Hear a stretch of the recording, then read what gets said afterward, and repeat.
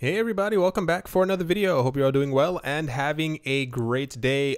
Quick note, rather two of them. Sorry if you hear the noise in the background. We have a lot of rain today, so if you hear any of the tapping on the windowsill, that's not my fault because I don't control the rain. And a quick correction, yesterday I stated that Dubai had launched their own coin, which they did, but I named it M Coin and it's actually called M Cash, EMCASH. I call everything a coin, but this time is actually cash. Moving on, we have news today out of India. An economist at the PhD Chamber of Commerce and Industry in Delhi has stated that Bitcoin will not become legal in India unless there are proper means to monitor its activities. He mentions that the current status of Bitcoin in the eyes of the country probably will not change for a while, and that cryptocurrencies will remain neither legal nor illegal in the country until, further notice pretty much. So during the interview, he went on to say that, and I quote, "Unless the cryptocurrency is properly and comprehensively regulated and monitored by a robust institution, I don't see Bitcoin becoming a legal currency in India," end quote. I'm just going to assume that this person doesn't completely understand the concept of a cryptocurrency and that they aren't issued by a central point or but yeah, so India has stated before that they want to have some type of regulatory procedure for cryptocurrencies in the near future, but what exactly that'll be, we still don't know. It's pretty unclear. I think at this point, I don't think they will ban it unless something crazy happens. But I think if they would have banned it, they would have done so already. So it seems like they really just want to find a way to tax it. This seems to be what the entire world seems to be leading towards as well. Like, nobody really wants to ban these things, especially if this is another way that the country can make money, especially if billions could potentially be flowing through the economy. So next up I want to make my own coin before anybody else does news. The head of a Russian bank known as Tinkoff, Tinkoff, the head of the Russian bank, his name is Oleg Tinkov, OlegTinkov, has stated that he wants to release his own crypto coin because he fears losing ground against other people doing the exact same thing.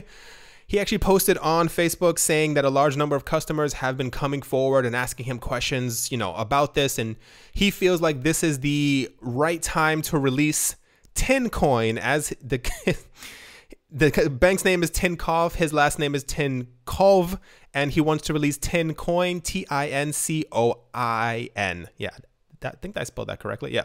In the post, he doesn't give any information on Facebook as to what the coin will be used for, its function, nor how many there will be. This is something that seems to be very common now with a lot of people who are releasing their coins. They don't really say exactly what the coin will be used for, more so that a coin is coming out.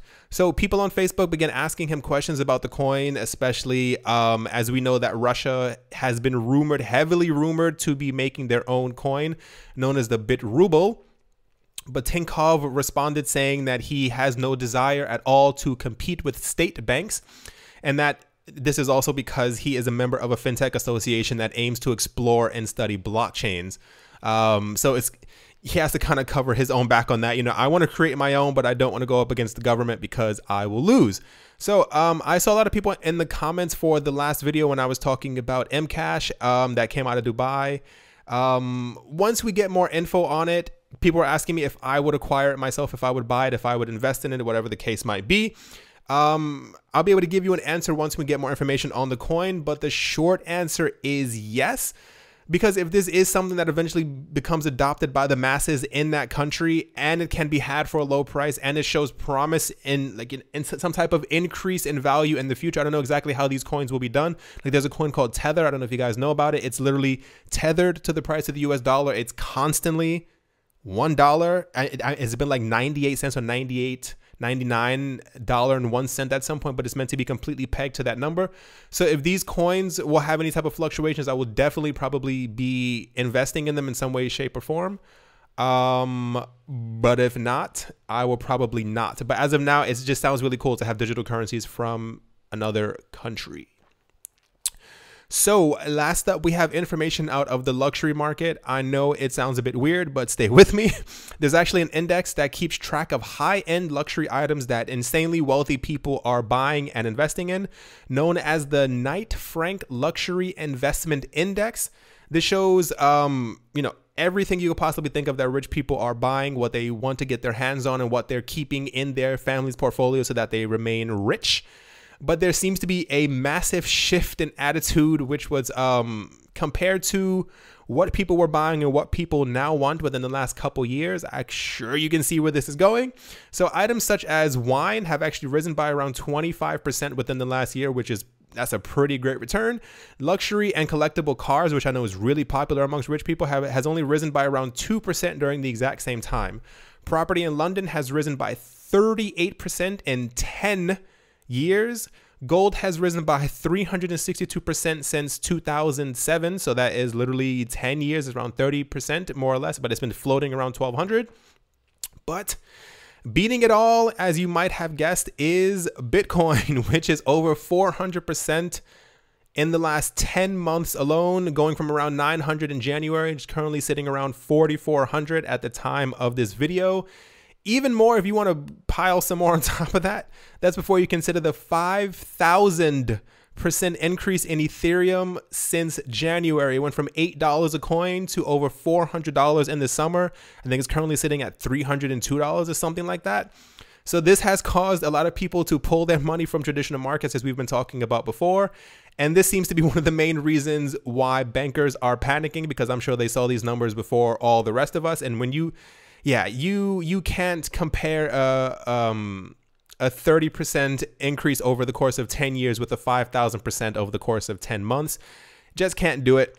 But yeah, banks are in no way like you can't provide this type of return with banks. It just doesn't happen. So yeah, cryptocurrencies are definitely here to stay, and I assume within the next couple of years the prices are only going to go even more crazy as people want the high returns. But yeah, guys, that's going to do it for this video. Hope you guys enjoyed. Hope you got something from it. Hope you guys are investing your money properly. It is finally October, so let's see if all this stuff actually happens with all these coins. We've been getting so much news that this is supposed to happen, and this is supposed to be so-and-so, and this is supposed to be this announcement, and this is supposed to be this conference, but we're here. Let's see what happens. All right, guys, that's going to do it, like I said, and I will talk to you all soon. See you. Hey everyone, thank you very much again for watching. I hope you guys enjoyed. If you guys would like to help me and the channel, there are ways to do so in the description below. Thank you very much, and talk to you guys soon.